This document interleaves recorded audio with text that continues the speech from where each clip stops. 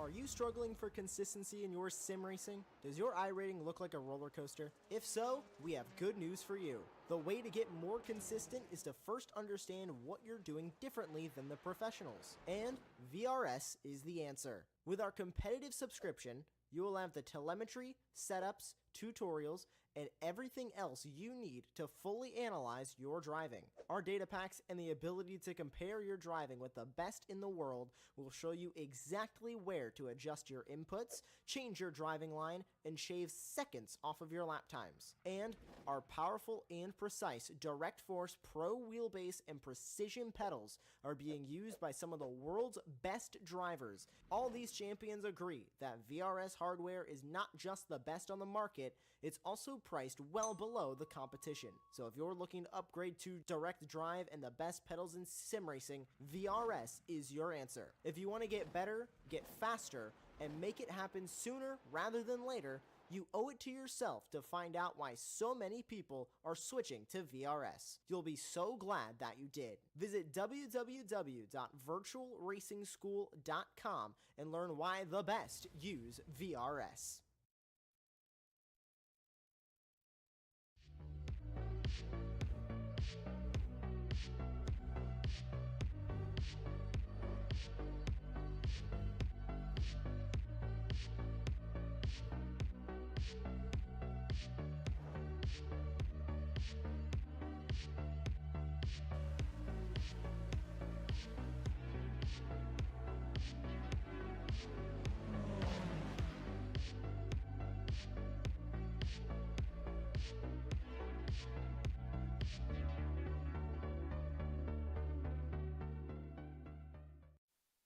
Good morning, good afternoon, and good evening, wherever you are in the world. This is the Late Apex podcast. I am still not Sam Fitzpatrick, but that is David Sampson to my left. How are we doing, David? Very good, thank you. How are you doing? Not Sam, but Jamie. But Jamie, yeah. Jamie Flicker stepping in once again for Sam, who has decided to abandon us miserably. He's off in sunny Portugal. He is. I haven't checked the weather, but definitely Portugal. Well, I mean, I assume it's sunny. It usually is. Evening, morning, afternoon. I assume it's Nick there in chat, whatever time of the day. Where are we at? 4 o'clock in the afternoon. So, yes, we're off to a good start here. Lots of sim racing news to talk about. It's been a busy week. Where do you want to start, David? We might as well start with the headlining feature because obviously Project Motor Racing, I feel like it's one of those sims we've been covering from the dawn of a rumour, even when it was named something different. Yes. A GT revival. Yes. All the way to today, we've been covering it on a weekly basis, essentially. The news is career mode, mod support, and we now have a firm release date. Now, when we say release date, we have to shake it up because it feels like we've had this pattern of every sim racing title having this early access that lasts for, I mean, indefinite, essentially. Yes. With Rennsport, LMU, and everything. So this is a full-blown V1.0 version. They have announced console on the same day, which I believe it was the same day. We just have release date, a singular release date. November 25th, 2025 for PS5, Xbox Series X and S, and Steam, or just in PC in general? Steam and Epic. Yes. Mental. It sounds good. It does. And obviously one of the headline features... There was always this rumor of mod support because since they got taken over the new direction under the farm sim people, the farm sim has mod support. Yeah. Very well done. Works on console, works on PC. Yeah, you have to get your items vetted, which is what you would expect in a, let's face it, if you're doing sim racing modding, all you're going to add is cars and tracks that aren't there, which you can't do. Yes. For obvious reasons. But yeah, mod support's going to be coming to console. Which, I mean, even that is rare, regardless of game. Yeah, it's not something that I have really any familiarity with. I've been sort of in my own little bubble of PC sim racing probably for the last decade or so. Yeah, I mean, not usually heard much really on the modding console is side. left out. It's hassle. It's a lot of hoops to jump through. Correct, exactly. And obviously, if they get it wrong and there's something that's not licensed correctly, they can get in trouble. So they have got lots of vetting to do. We do have a video, which I think is a stellar video. This is their career mode. Yep. Oh, once I get rid of the Oh ad. no. It's all gone Pete Tong here. And the audio's cut in. It's tough out there. One sec, 10 ads. But yes, 10 ads to get through Alright, we're or good. get to the start of YouTube video. All right, ready to rumble? Yep. We'll swap over. Yep. Does our stuff work again? It does. All right. I mean, we've got the crackly audio, but Hold on. It's bright green.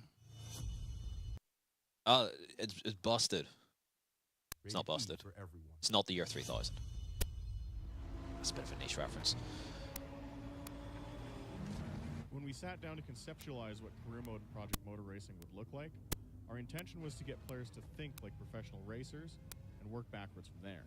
In other words, how do you turn hot lap heroes into seasoned drivers feeling the pressure of real pros who don't approach each weekend ready to rewrite multiple chapters of the record books? They've obviously watched a lot of iRacing. Central to that, Yep. career mode is an authentic motorsports economy. Your goal here isn't to win every single Economy? event, and there aren't Yep. any prize cars to unlock.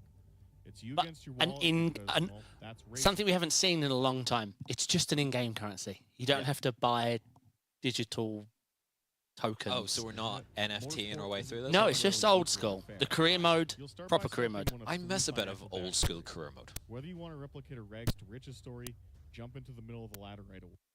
Take a shot I'm not at sure what's wrong with the yourself audio, as sorry, long guys. as Rennsport is up We to had you this and your fixed ambition. 20 minutes ago. We did. David had this fixed 20 minutes ago. I went off to get some lunch. Whether your team is based in North America, Yeah, it's Europe, cutting. or Asia, Let me show that some limits visuals. finance. So it is a full career mode, buying and purchasing cars, moving team, progressing through races. They show off lots of tracks, lots of cars, day-night cycle. Here we go.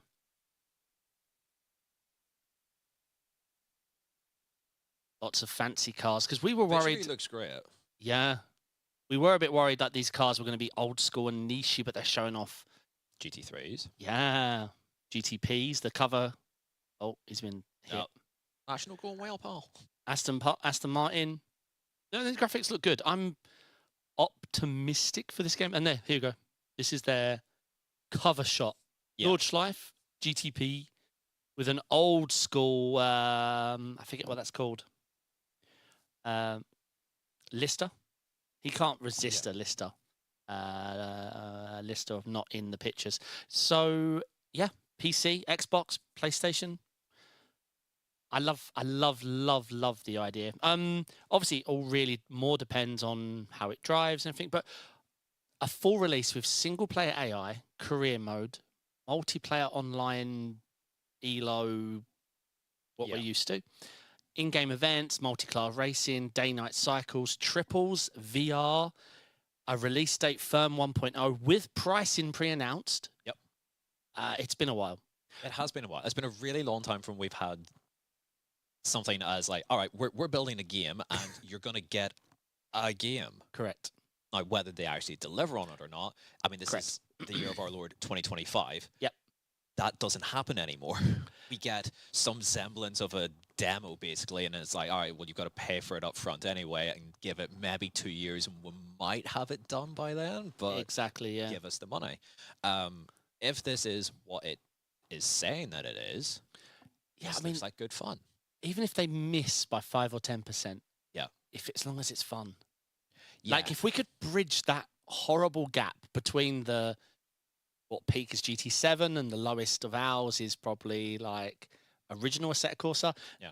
Something just right in the middle where it's good enough to drive race online competitive, Yep. but sure, maybe, every sim, like we're all defensive fast sims, but I mean, every iRacing GT3 driver hates iRacing GT3s. Rightly so. And every LMU driver in GT3s hates the slip angle. Like, it's just We all have something that we just don't like. correct. As long as they only miss by a small margin. Yeah. 70 car models across 10 categories with 27 laser scan tracks. They did mention about having the other layout supported, so that possibly bumps the track count even higher. Yeah. I think for launch, it's really good. I mean, he's talked the talk, Ian Bell, from the beginning, because this is. But also, Ian Bell has always talked the talk. Oh, yeah. That's like my caveat behind it. Yep. It's not that we're dealing with an unknown quantity here where it's like, oh, well, what's going to happen here? We're dealing with a somewhat known quantity where it hasn't always went the way that he sort of described and explained it. So Was it that's Project my, Cars 3 yeah. was when he left, I think. But yeah, I suppose this is in a way a spiritual successor. You can't shake it, surely.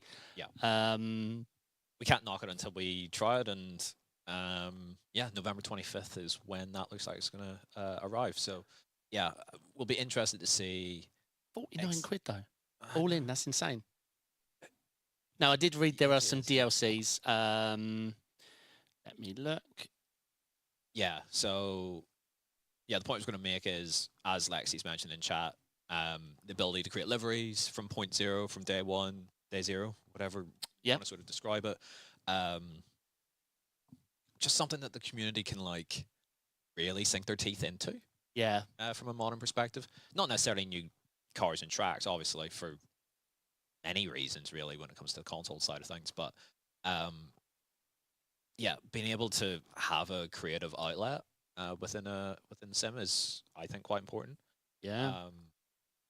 So yeah, we'll see how this goes. We'll see how it drives. I mean, that's sort of the big thing for me. But 100%. also, I'll still every once in a while boot up my emulator and play like a Colin McRae Rally PS1 game or whatever. Like every once in a while, like if I'm traveling or whatever, and I'll take that with me. Like I'll crack that open. It's not super realistic, but it's fun. I feel like something that we've massively got away from, or it's very hard to find now, is our top or prominent titles in sim racing being fun to drive. So, it's maybe like a really side point. It's not something that we have on the list, but you see the mod support for GP2 Grand Prix 2. No. So the Jeff Crammond game from the mid-90s. Someone's got that like to modded in such a way where it's natively supported with Windows 10 and 11. And like I've seen like just like sort of recently, it's like there's been a bit of a boom in that. It's like, well, people want a little bit of nostalgia as well, but also that was so far ahead of its time, and it was fun. It was pretty easy to drive. But also, you know, from a physics standpoint, was very good. So we all just want something that we can sink time into and enjoy it. 100%. If that ticks that box, then it'll be very successful. Yeah, hope so. Because I feel like we're missing like that as like a thing. I always, in the back of my mind, just assumed that GT7 would find its way dominating our space, because if they want to, they can. Yeah, they've got the contracts, the licenses, the capital, and the people. Yeah, they just have chose not to. They could have done a Gran Turismo without a number, like a esports, whatever you want to call it. Gran Turismo Ultimate or whatever. Yeah, and just a focused version with no far chase nonsense. Yeah. Full online multiplayer elo system, like focus on like the real world equivalent circuits and competitions, like your IMSAs and your sprints and your Porsche Cup, like rather than their made up stuff and all that stuff. But yeah, I always assumed they just would. Never did. I assume PlayStation matters more than dominating a market, because how much is our market actually worth?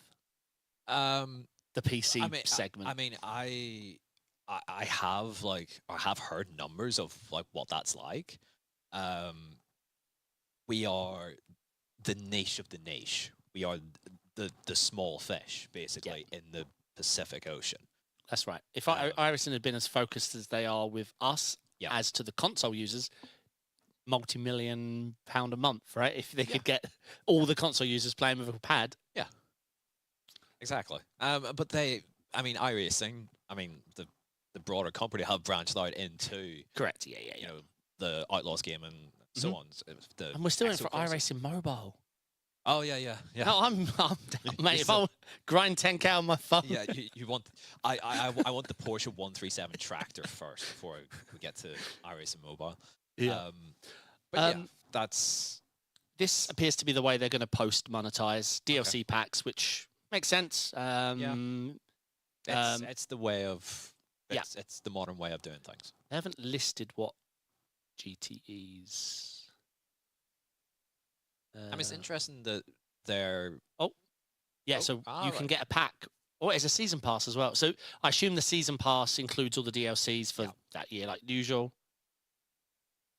But yeah, let's watch this space. We can talk about it all we want. But like you say, how does it drive? Do the servers work well? How's the net code? Are the servers reliable? Yeah. I mean, the career mode's bound to be fun. Like, I love anything like that. Even if it's just the Gran Turismo licenses, I still think that's up there with peak sim racing. I mean, Gran Turismo 4, I still think is the best single-player racing game of all time. Yeah, it was. And I will happily go back to that. Yeah. And play that in my spare time. Yeah. 20 years later, 21 years later. Exactly. So I think that's covered everything. Yeah, so their recent announcement was with the career mode, the recent talk of mod support, and the firm release date. So we still got a while to wait, but they've still got probably a lot to do. I'll probably mention this, but triples and VR is just there. Yeah. Just working. So they're not using Unreal Engine Correct. clearly. Correct. They were. Yeah. But when they did the deal with Straight 4 and the farm sim, they swapped to that engine. Yeah. So if it plows like a tractor, you're probably right. I mean, I played very little of the original Project Cars games, but I mean, yeah, it probably will add up. Yeah, I'm hoping that it isn't just Project Cars. Just no, rebooted. Same. They They talk a big talk on the physics and force feedback. A big talk. Yeah. So let's say like 1,000 hertz. The numbers they were saying are insane. Yeah. Nick there in the chat saying shows how bad Rennsport have been. This was announced well after. I think the way that Rennsport went about it was they had the most bare bones of bare bones platforms, if that's the right word for it, and then just went all in. It's like, right, yeah, we're doing this. This is what we've got. Join us on the journey, kind of a thing. Mm-hmm. Whereas this has gone a far more traditional sort of route of we'll do our work sort of behind the scenes. We'll drop little. It's pieces our here. game. Yeah. Yeah. We're building the game. We know best. Yeah. Whereas Rennsport tried to be like, if we partner with 48 of the best drivers on the planet, surely we'll have a winning recipe. Yeah. So I actually But was here we are. talking to that John about that earlier today, actually, to sidetrack a little bit. Yep. We're talking about sport. It is a shame, right? No sim will ever have that much telemetry, because you give all telemetry to them, right? To Rennsport. Yeah, we can do. Yeah. No sim would have that much focused data and fun. Like, it's a shame that they didn't utilize your guys' data and feedback that was readily available, has been for years, to push forward. Like, I've seen lots of patches where they've addressed things in the community with driving and the tires. I mean, that's mad. There is no community. Obviously, I still just about need to be careful about what I say. Yep. I feel like they've tried to take on board what we say. Yep. I don't think it's been you guys don't know what you're talking about kind of a thing. Mm-hmm. It's do we have the right people in place to accurately implement what we're seeing, what our feedback and the way in which we describe things as drivers is not going to be compatible really with what a dev or physicist is going to be able to then implement. There needs to be like like some sort of like language interpretation kind of like what are we saying? What does that actually translate into? Someone that understands the actual racing fundamentals of what you're describing. Yeah. And then the tire physics guy, which is more difficult than most people realize, how to implement. Like almost impossible. Yeah, exactly. 'Cause no sim's ever got it perfect. No. And unfortunately, it's you can't, making a small tweak on a physics model is not really how it works. It's like a ripple in a lake. You affect lots of things. Yeah, it's a complete butterfly effect. Correct. No, I mean, I was all for. I like competition, and I think what Rennsport had, and they first announced it, the way the replay model worked, the way game played, the netcode model, the multiplayer support, I was impressed. Yep. If this is version 0.001, I'm impressed. Like how you guys got here, and this is your first start. I was very impressed. But we're now 3 years down the line. Yeah. And on 3 years is a long time. On the broadcast side, I haven't seen one change. I think visually it's a little more different jaggedy. Graphics. Yeah. Yeah. So, like I can echo your sentiments. Yeah. Hopefully that doesn't then get sent straight to. You're fine. We meant well. We are. I just want it to be good. Correct. We wanted it to be good. And yeah, I have EWC in a week and a half, and like the excitement levels in terms of preparations, like at an all-time low. I'm like, oh, okay. You'll be cheer when you win it. I mean, that would be some miracle, but we'll try. We'll give it a go. Yes. Anyway, moving on. Automobilista 2, not dead. Aston Martin have struck a deal, so we will be getting the GT3 Evo and the Valkyrie AMR LMH GTP. Two very hyped. Well, the Valkyrie is a very hyped car. Yeah. We just saw it. No, what sims have we seen it in now? I'm trying to think. Announced in Le Mans Ultimate last week. Obviously, the Aston Martin GT3 we've got in ACC and LMU. Both these cars absent from iRacing. We got some pictures. Obviously, you should know what they look like. That looks like an Aston Martin to me. It does indeed. Yes. So yeah, it'll be interesting to see how that all shakes out. Yeah, it's going to be part of their Endurance Pack Part 3 DLC released in July. The Valkyrie better sound good, because How could it not? I mean There should be a picture there for anyone who doesn't know what it looks like. that. Look at that. No hybrid, pure V12? Yeah. V12, no hybrid. All power. 1,000 horsepower. We're not restricted by the thing that we shan't mention. Yes. We always circle back to iRacing, but it's our primary sim. It's shocking that we don't have the Aston Martin GT3 because we've been talking about it for half a decade now. Yes. And it's not like iRacing don't have Aston Martins in the service, because we've got the GT4. DBR. Yeah, we've got the GT4. And the GT1. Yeah, the GT1, the DBR. When they announced the Acura, I think everyone was like, no, like, you didn't. Where's the, give us the Aston? Yeah. Are you kidding? We don't. Nobody wants the Honda Acura. The fake Honda. Yeah.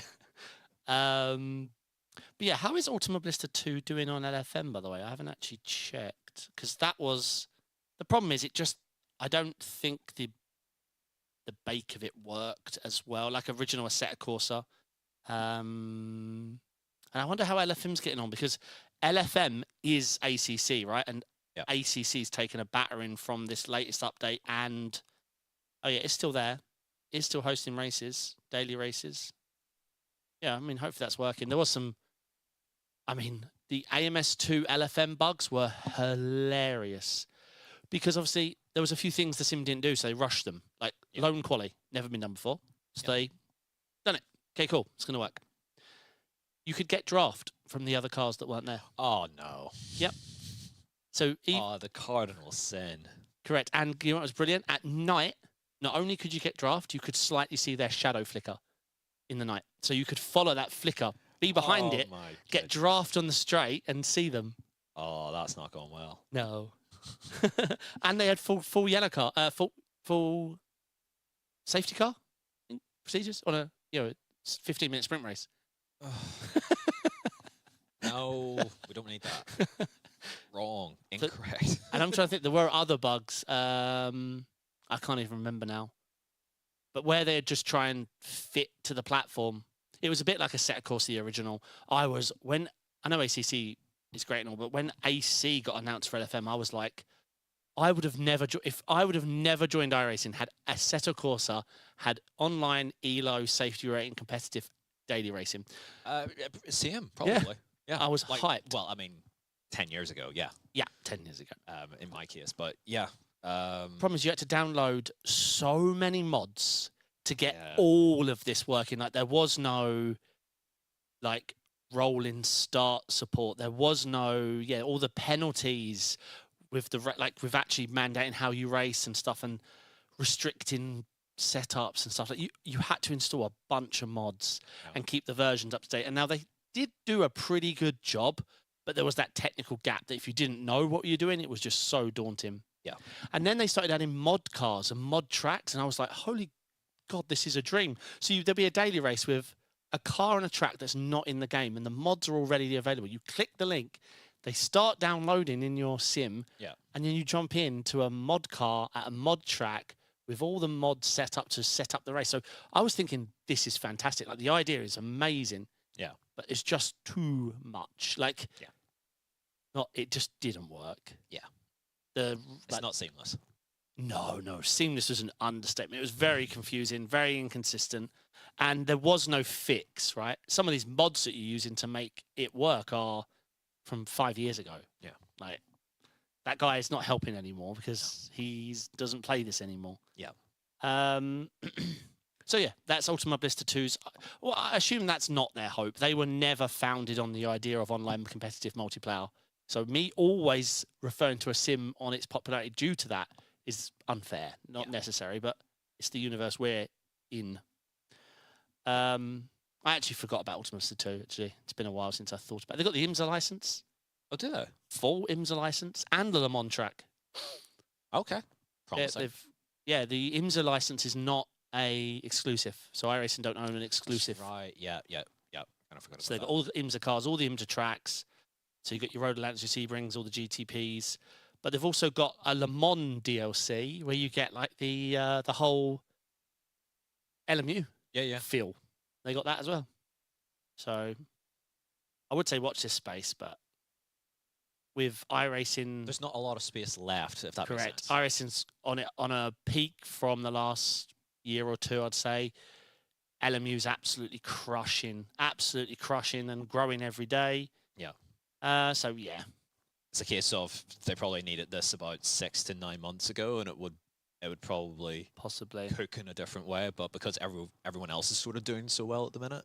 Well, we got the release of Project Motor Racing this year, AC Evo this year, that endurance motorsport game. Endurance. It's the Rennsport guys, Nacom, that are bringing Rennsport to console. Yeah.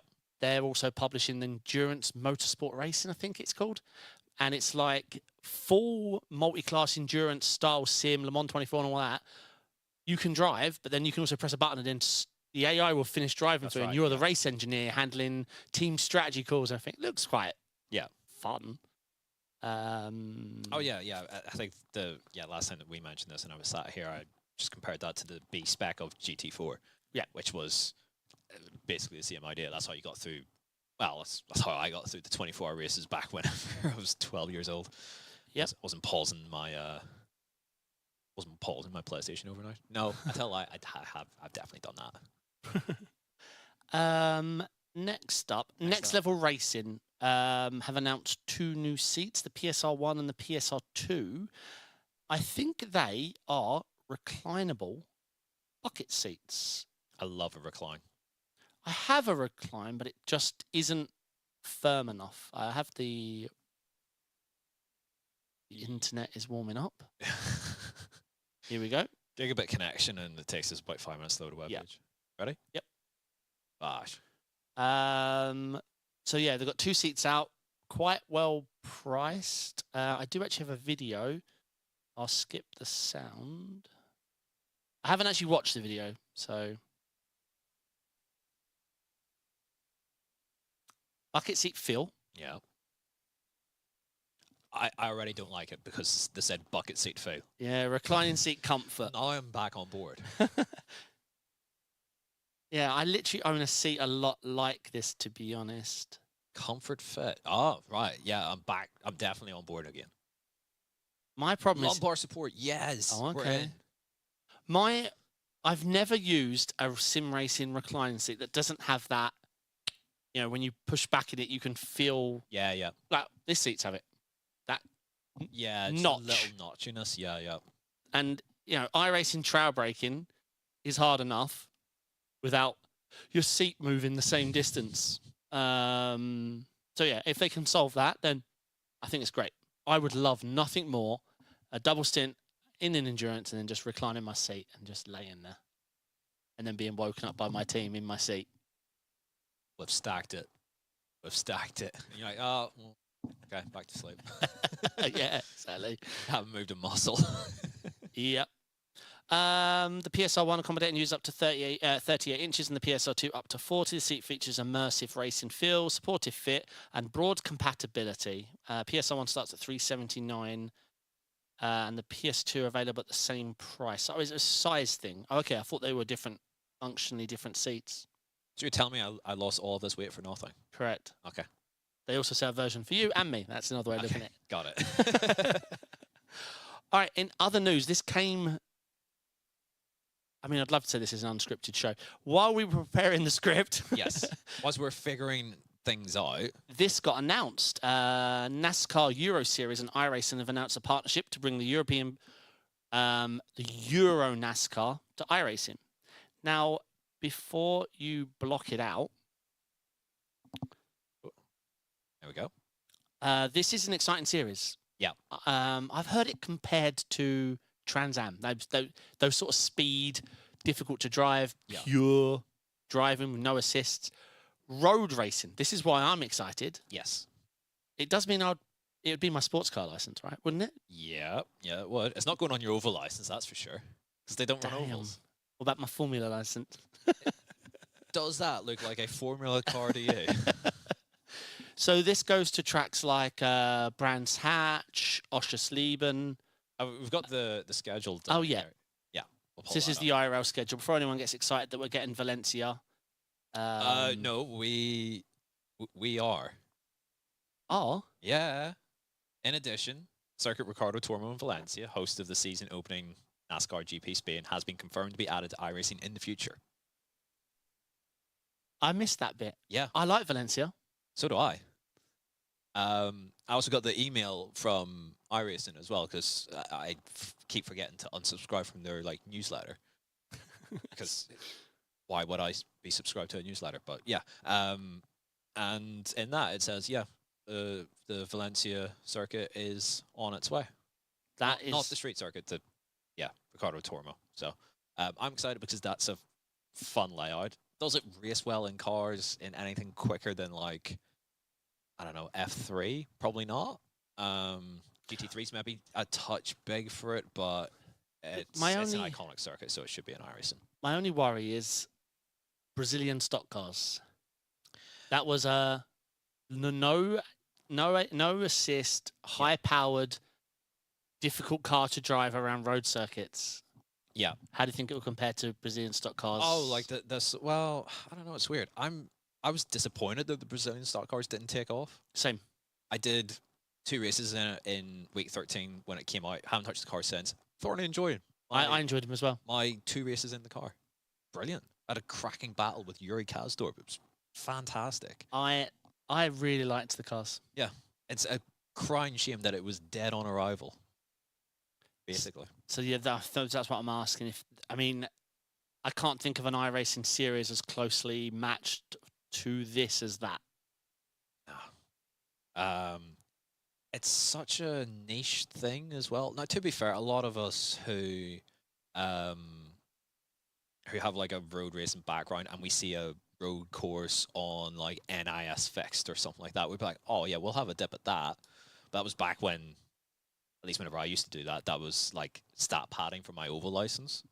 Yeah. Now they've changed that, so it's... I suppose the other factor we're not thinking about is Brazilian stock cars was appealed to us road racers. Yes. Do we fancy do it?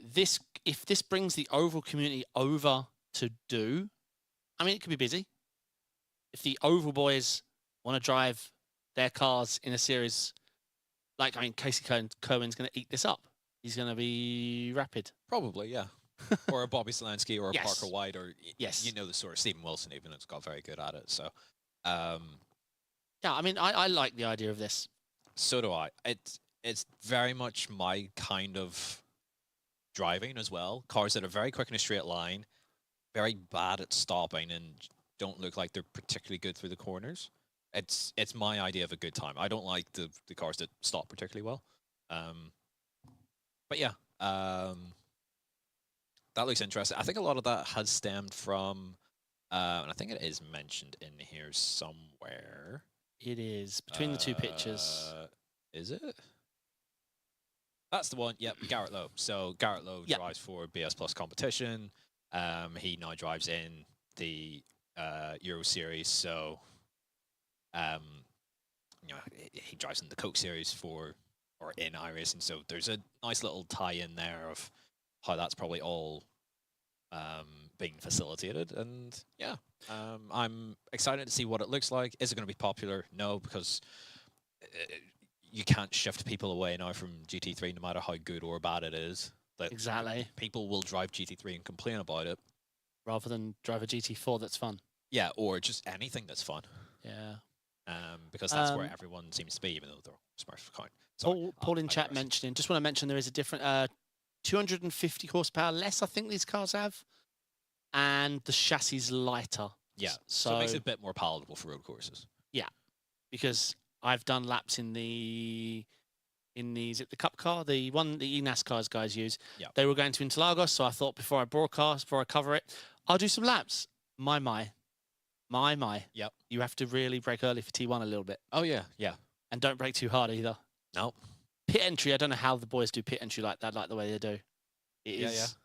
It's just survival. Uh-huh. Can I keep facing that way? Yeah. What? Can I get this thing to stop? No, I can't. Oh, we're sideways. Oh, this is and I'm rolling. Yeah. Oh, and the sky's that way, huh? And there's no pit limiter. No. The not that the pros use a pit limiter anyway. In iRacing, correct. to be fair. Matthew Duffin, hi. Good afternoon to you as well. Yeah, we'll see how that comes together. Because I just don't think it's going to be super popular, to be honest. But it will win if the NASCAR guys. I think we underestimate how big that side of it is. I think we're like, because we're very pro road here. Yes. That is a huge community. It is a huge community. My problem with it is they focus on their NASCAR. They probably don't even know that a Euro Series even exists. Fair. Probably for like a large portion of them. I suppose we watch IndyCar. Isn't it the same? Sort of. You've a few diehards here, but I suppose there's not a lot watching IndyCar Road here. Not so much, no. Like, not too many people were sitting watching the race at Thermal or wherever it was. There. It's probably a few, but not many. I know Pete was probably watching it. Pete loves his IndyCar. I suppose I just can never get the takeaway is another partnership. That's what iRacing's trying to build up that rapport of partnerships, because obviously after we took a few hits, right? We lost the Black Pain, which was probably the biggest loss of the last decade because of that was ACC. That we lost the license and now a game is born. Yes. We lost IndyCar. We lost, I don't want to say it, but obviously the Le Mans 24. Yeah. That's just a pain point. Yeah. I mean, the Majors 24 was massive. I couldn't believe how big it was. Yeah. I don't want to talk about it. Yeah, fair. But no, that goes to show, like, it's the endurance. It's just not mentioned anymore because it's not available. Yeah. If that was back, Daytona would, because Daytona's right now is easy number one on the iRacing calendar. I still think even when Le Mans was part of the iRacing special event schedule, that Daytona was bigger because it was at the start of the year. Right. At a time of the year where more people tend to be in the sim rather than, May, June, whenever actually iRacing ran the event and people maybe aren't bothering quite as much. I'm willing to bet if Le Mans came back, it would break the record on its first time use, though. 100%. Because so sure of it. I'd do every split if I crashed out. Daytona simple compared to Le Mans. True. Not that Le Mans particularly complicated. Like, Le Mans a long lap, but it's not a complicated lap either. Le Mans, for your average lower rated driver, is a difficult compromise between high speed straight and the Porsche curves. It's a difficult balance to straight. In like a GTE, back when I used to do it, very difficult balance. If you're a 2K, very difficult to strike. Yeah. One of your we're is like, guys, we're not serious, right? I can't drive this for hours on end through the Porsche curves. Are you kidding? Yeah. And now with rain, and track limits. Although, I mean, I'd argue that the bus stop at Daytona is worse than any corner at Le Mans. But I have an undying hatred for the bus stop. Yes. So and the Le Mans chicane that they've now called it, which is just rude. Really. Every year we go to Daytona, they change it anyway. The off track and the slowdown. Daytona Road is the perfect balance. Daytona. We could end that sentence at perfect balance, and I'll start arguing. Perfect balance of difficulty and rest for endurance. No, I don't agree. I will die on the hill that Daytona Road Course is bottom 5 in terms of road courses on iRacing. I cannot stand it. If you want multi-class difficulty, Road Atlanta, Petit Le Mans. If you want to, Yeah, that's a workout. If you want to prove yourself in multi-class, do Petit Le Mans. That will. I can't imagine night and rain now with it as well. Yeah. Daytona's 99% traffic, 1% napping. It's a higher percentage napping for sure. The problem is, again, it's the bus stop. God, it's awful. The infield is like fine to do multi-class in because it's just 4 hairpins. That's not complicated. And then the bus stop is just carnage because Daytona's you can't go too wide through. Too appealing to save fuel. Like if you're in a train, which you usually are, you're lifting at the essential 6 board into T1. The bus stop you're rolling in.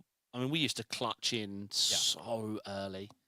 I can say Daytona's garbage. I will continue to do so. I would. I don't think it's garbage. No, I don't. I don't. You cannot persuade me otherwise. It's just, this has come from someone who has won top split GTD, Daytona 24 in iRacing. Bosh. It sucks. It's dreadful.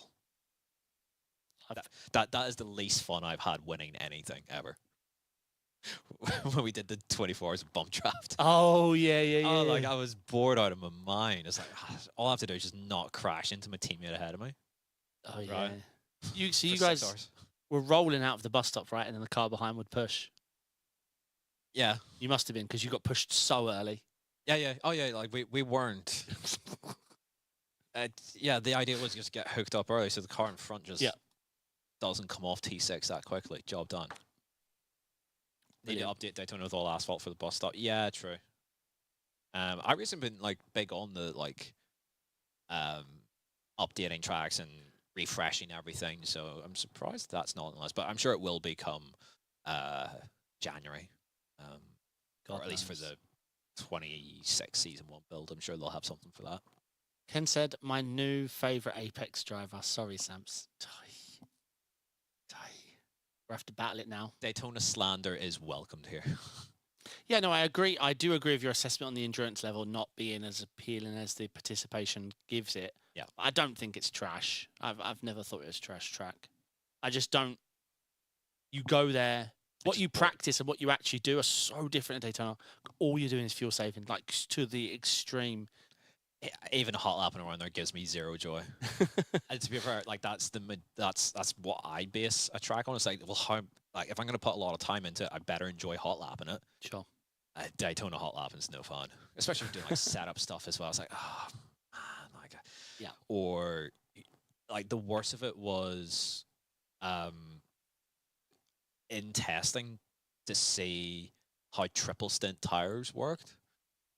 So you have to just do 3 stints by yourself. Just, all right, well, I've got 2 hours and 50 minutes of slugging it around here to see what the tires do. All right, let's see what happens. And you wait till you try cold tire setup tweaking when you have to wait a couple of laps to get a car that you can even. Yeah, that's true. Yeah, it's pain.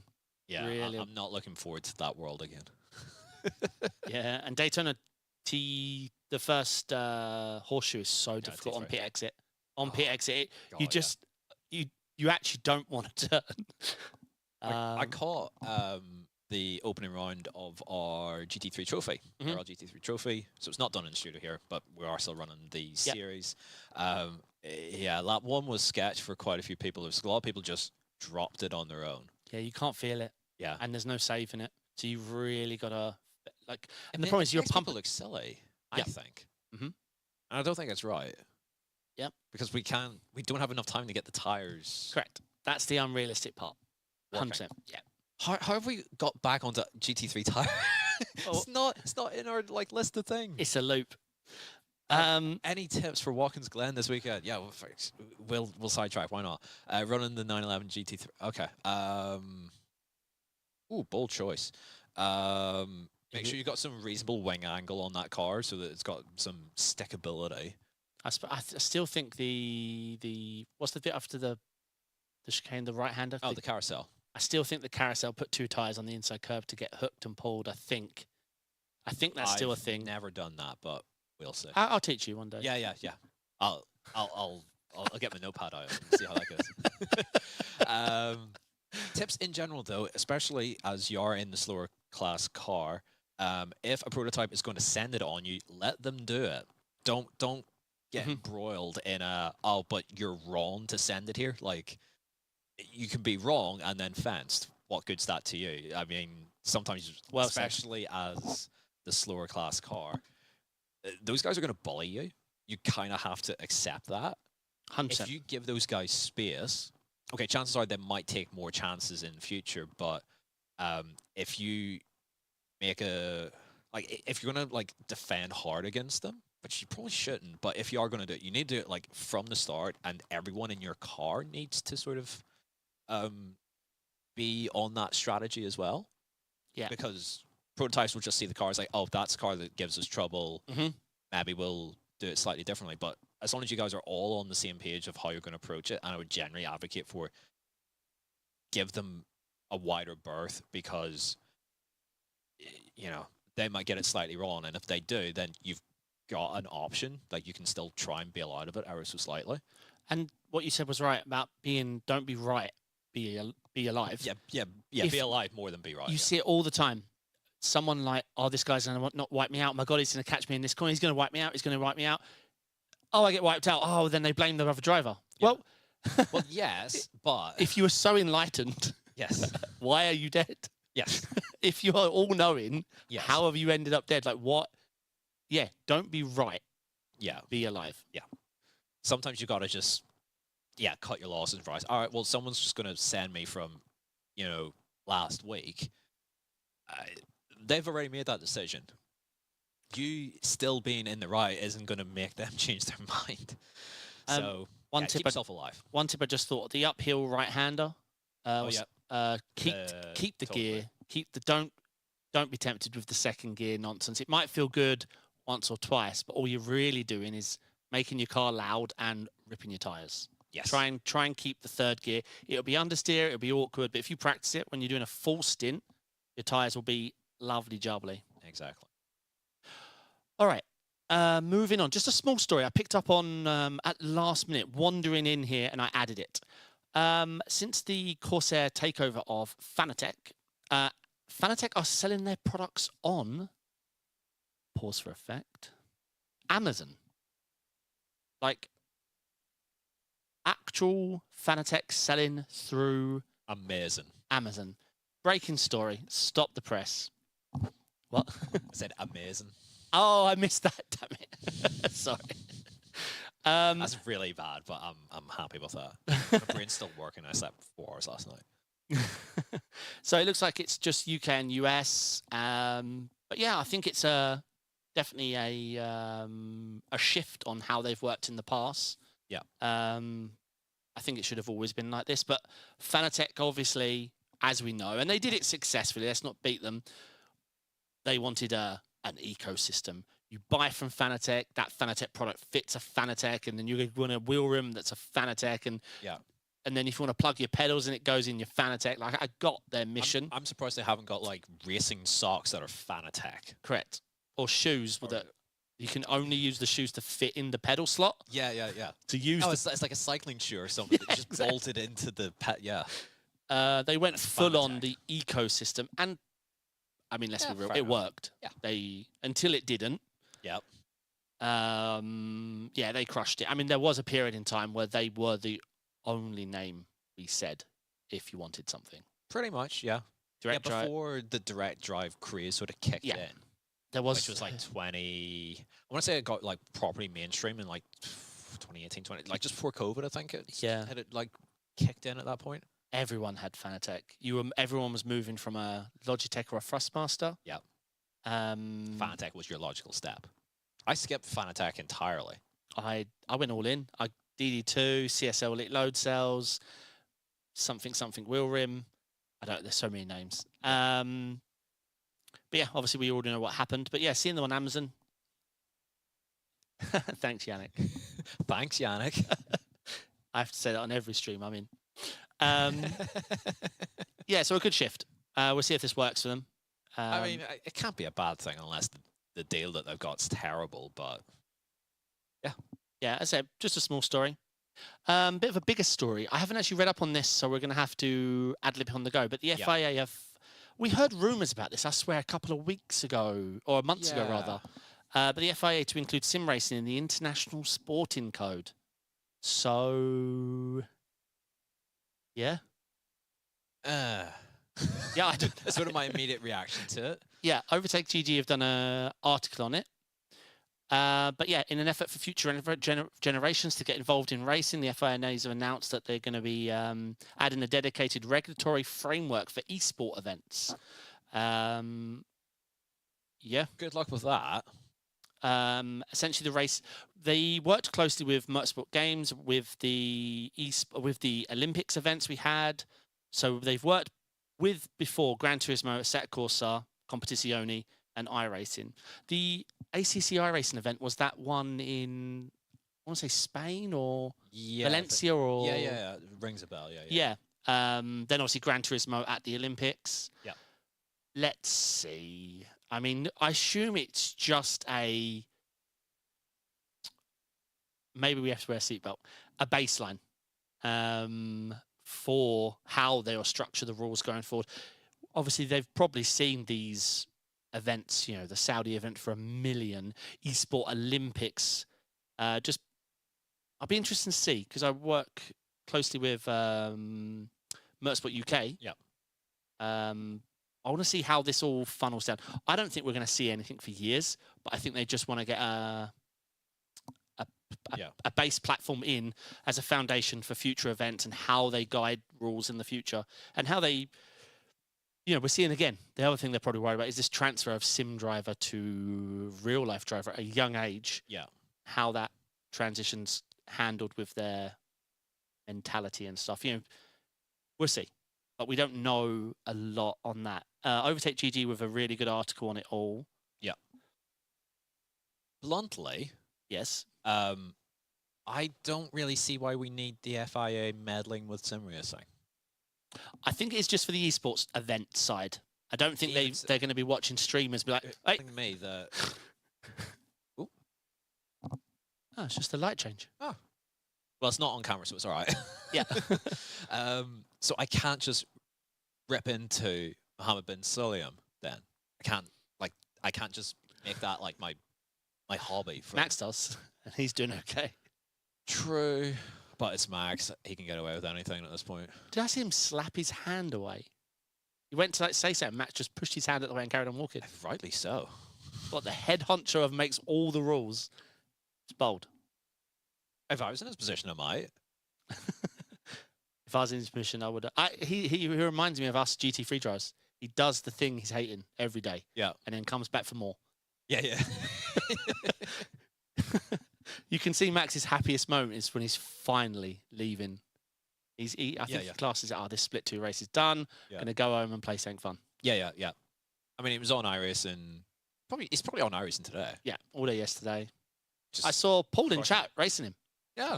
P2, P1. Nice. Max was P1. Yeah. It is annoyingly good on the sim. That's one I remember asking you a year or two ago. Yeah. I think I just asked you, how good is he on the sim? Like, we know he's a talented driver, and you were very high praise. Like, he is not out of place at the upper echelon of like drop him into I don't know, the R1 grid. Give him a week, and he'll be absolutely fine. He'll fight near the front.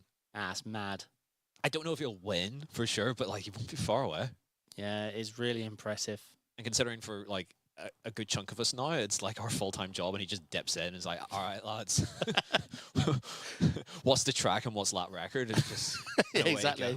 Do I need to map any buttons? It's disturbing how good he is. Yeah. Well, we've heard now we're getting more and more information on this Red Bull car and how it drives because of so many drivers who have left, and they all say the same thing. Yeah. That it is like... They describe going from any of the F1 cars to the Red Bull car like going from a steering wheel to a pad because it's just max sensitivity. Crank everything to the max, everything over the front, pure rotation. Yeah. And the drivers have all been describing the same thing. How do you drive this without the fear of how do I be confident and fast?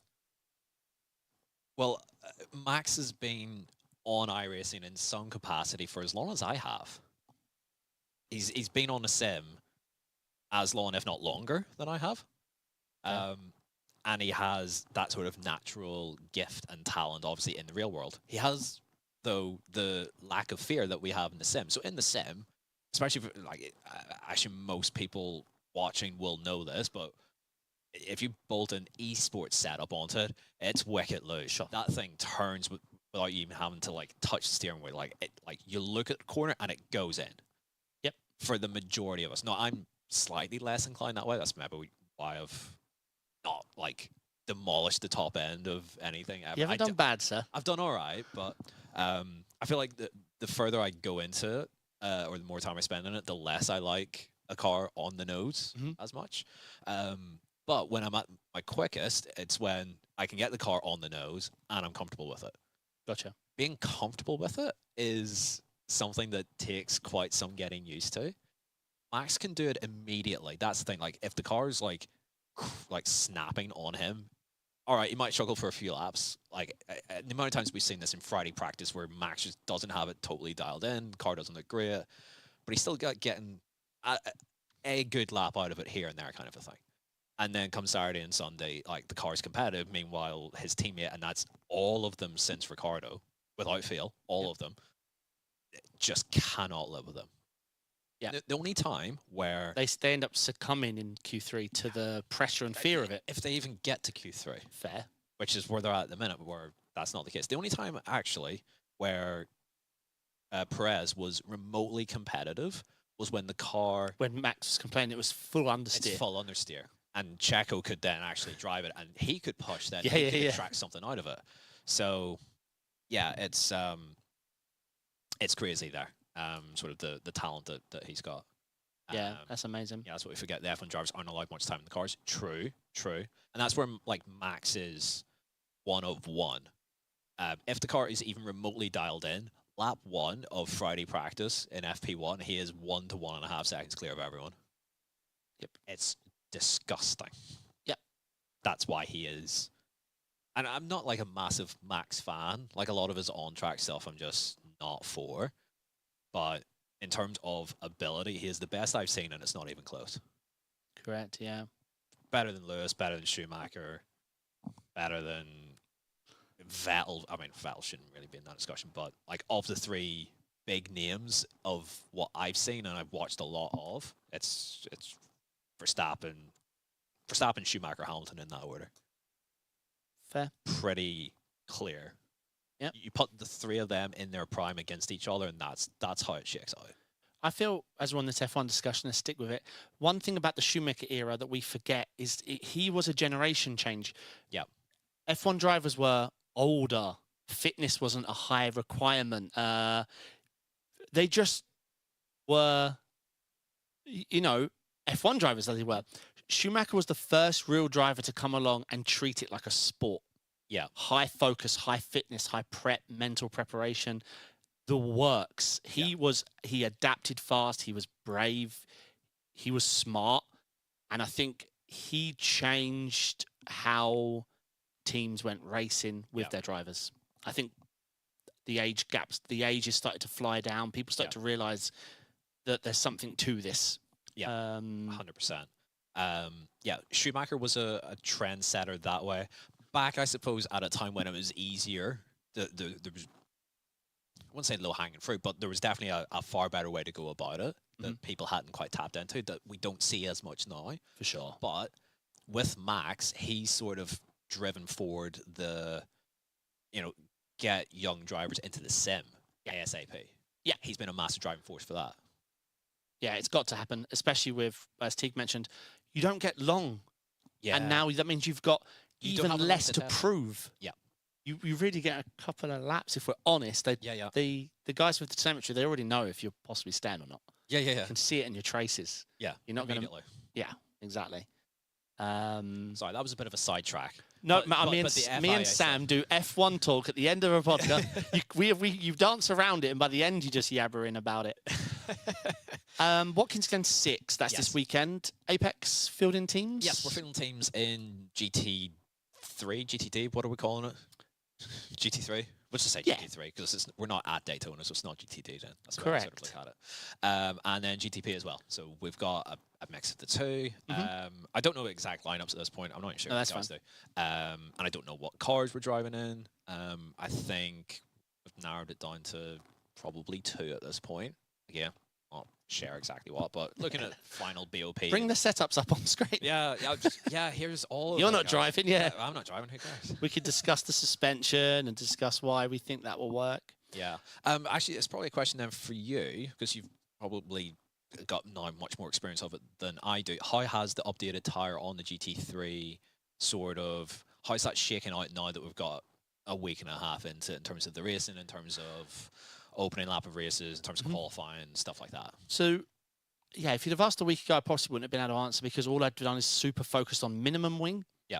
But now I've done 10 hours of maximum wing. Yeah.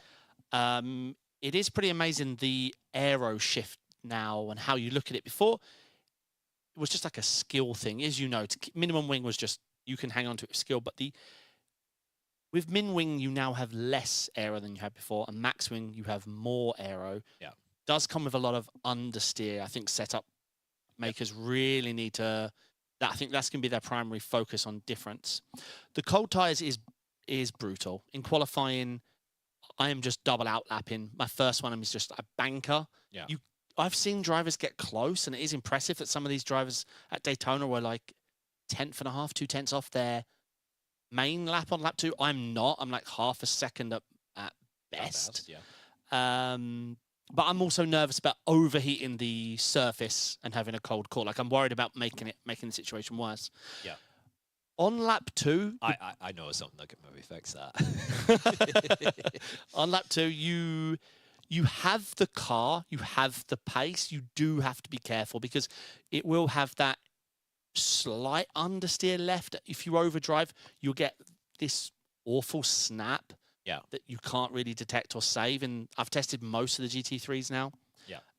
So even with high wing, this is the same case. T1 brands, the left-hander, T4 or 5, whatever it is. Same thing. If you're on the throttle too early, the TC, it's quite funny. It will let you know when you're sideways.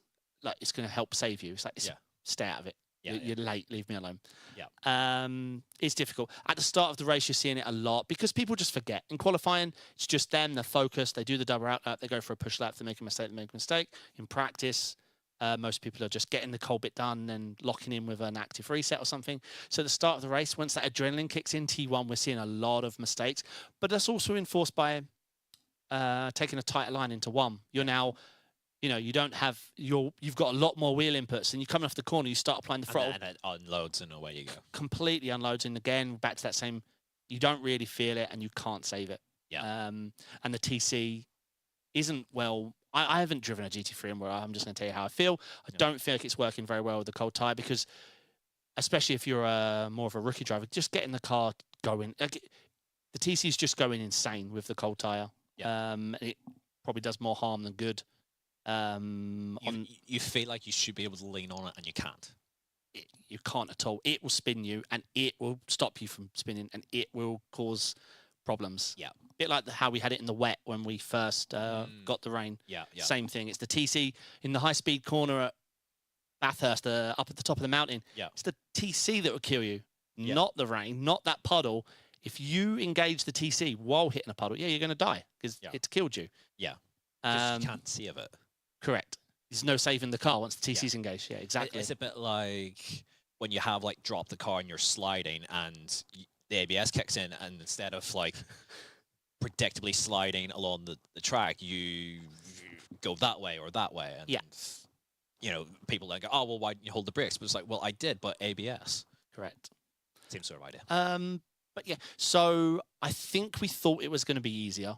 Yeah. Excluded the cold tyre, I think we thought it's going to be easier, but there's something about the GT3 at current state. It's not easier. It's borderline harder, but more fun. Yeah. It is more fun. And the cold tyres has created an element that I mean, I enjoy these elements because if you're good at something that's quite difficult, then you're a step ahead. I had this with the rain, and I think I've got this with the cold tires. I hope. Yeah.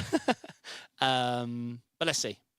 I just hope we don't find a meta way of prepping the car. I've seen lots of drivers and what they're trying, because we can view qualifying now. So I've seen There's not been anything too egregious, has there? Not yet. Not yet. No, we are seeing some sick oversteer max throttle drifts in a straight line. Yeah. You know, locking. Yeah, just like max your inputs and. Yeah, exactly. Seen some of that, but I haven't seen it work, because I've seen 12, 13K drivers just weaving, like nothing egregious, just 13K drivers, as if there's more than one of those. I saw Aaron at Daytona and I watched his prep lap. Did you think we'd ever see 13? Once when Beneka hit 10? When Beneka hit 10, no. I didn't think 13 was like in the realms of, but yeah. Question. Can you hit 13 without grinding? Is 13 doable with skill? I'm not saying, but I'm not suggesting these people don't have skill. I'm saying, is it possible to just do racing normally, or do you have to? Is it a grind only? I think it becomes a grind only, because you get to a point where you have to win the race just to gain any iRating, which I think is where Aaron's at. Yeah. Like, in a near 6K soft, if he finishes second, he loses iRating, which is like carnage. I don't even think I've won that many races above 6K iRating. That being said, I think I've maybe done like 1/3 of the races of Iron, and I'm nearly at 10. Right. I don't think it's going to take me another 1,200 races to gain another 3K iRating. Fair. I reckon if you give me another 1,200 races and I got to pick and choose what I raced in, I would get there in fewer races than him. I'm pretty sure of that. Are you saying your 3K GT4 softs weren't optimal? Not that they weren't optimal, but actually, you know, if you think about it, so it's more than 130, Ethan. No, it's way more than 130. It's way more than 130. More than 130. Way more than 130. Well, he'd be relieved if he DNF'd and lost 130. Yeah.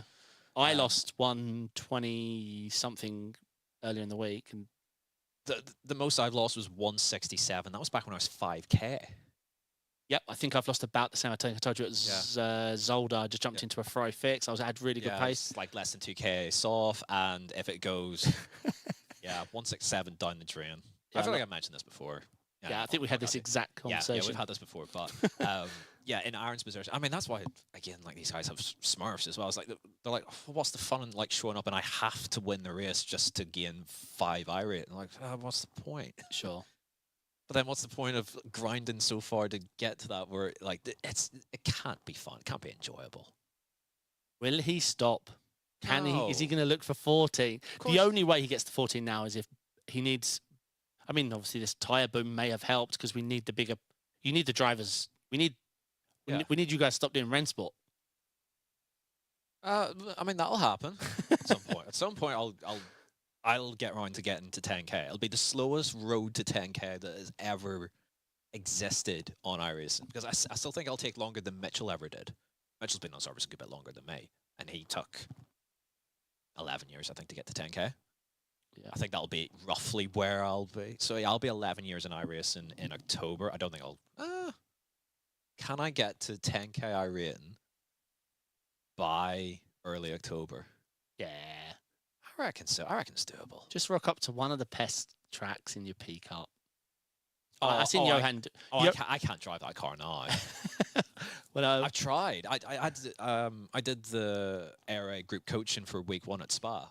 I'm half a second off the ultimate pace here, and I feel like I'm driving okay. This is not good.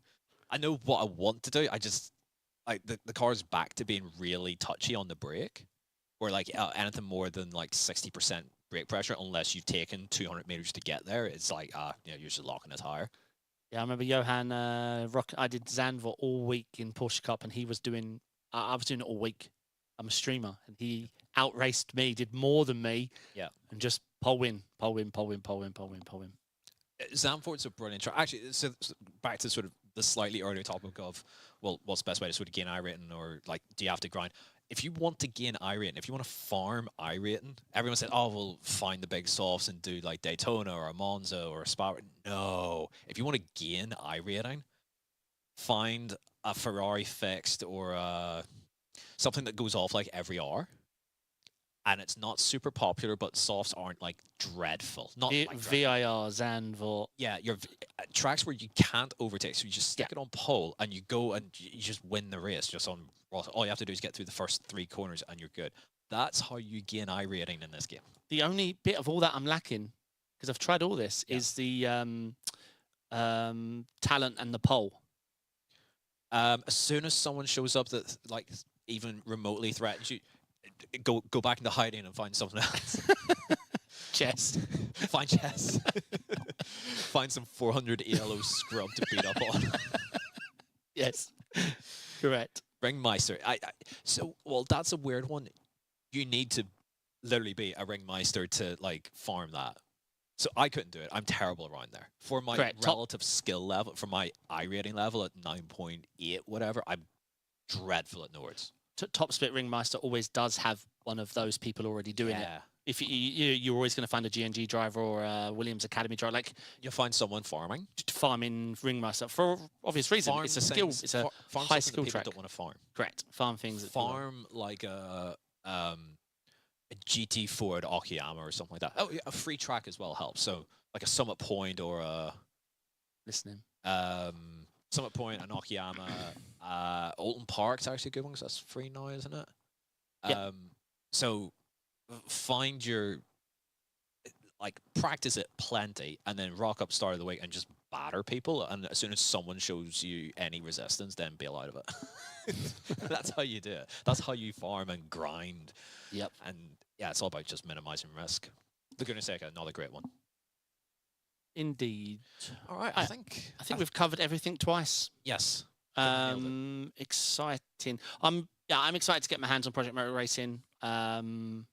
Let's just hope their enthusiasm to update is as strong as their enthusiasm to now this deadline and all the features they've put in, all the videos and the hype and the marketing. Like, I'm really impressed. They've done it all. I just hope afterwards we get that commitment to updates and the community. And I mean, it's going to be tough for them. Yeah. But I mean, they could make bank. It depends on console. That's all you need. Yeah. If they get some console hype, they've done it. So it's going to be a $49.99 sterling, $59.99, $59.99 euros, and console PC same day.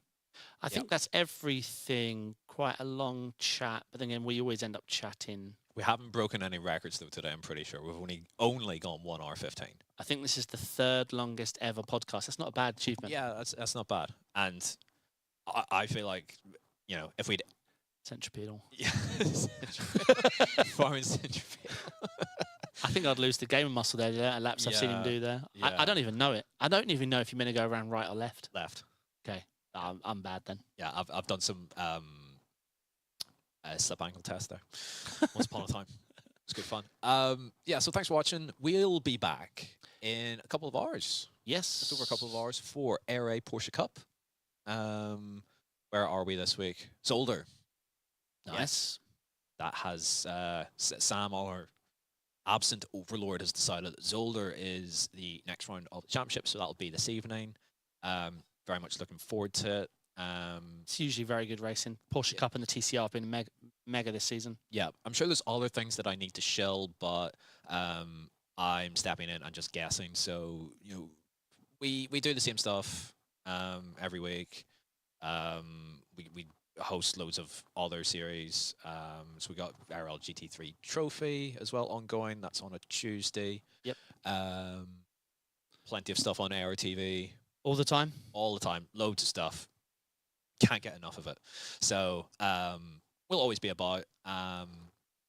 Yeah, I think that kind of covers it. Yeah, we'll be back in a couple of hours, sat right here. So David will be there still. I'll be here still. I mean, we're going to go off and do other things in the meantime. We're not going to just sit here, like, stationary for the next, like... We're going to order food. Yeah, good show. I mean, I had lunch before I come over here, so not too bad. I'm going to go for a run now because I need to... Have I ever thought about working in sales? Absolutely not, Nick. No chance. Do you think of anything worse than for me to work in sales? Well, you're very calm. I'm So not. it might come I'm across. really not. It might come across genuine. Right. I think that's everything. Thanks for watching. Yes. Sam should be back here if he can extract himself from the Portuguese sun. Depends how tanned he is. Yeah. Yeah, Sam with the tan. I know. I can't wait. If he comes back PSDY, I'll be disappointed. He has to. I think he's going to factor 50. Probably. So Sam will be back here same time next week with David. I'll be not here, I guess. You'll be in Saudi. Week after. Week after. So, yeah, thanks for watching. Thanks for all your questions as well. It's been good fun. I don't know when I'll next be doing one of these, but hopefully it's not too far in the future. Hopefully. See you soon. See ya.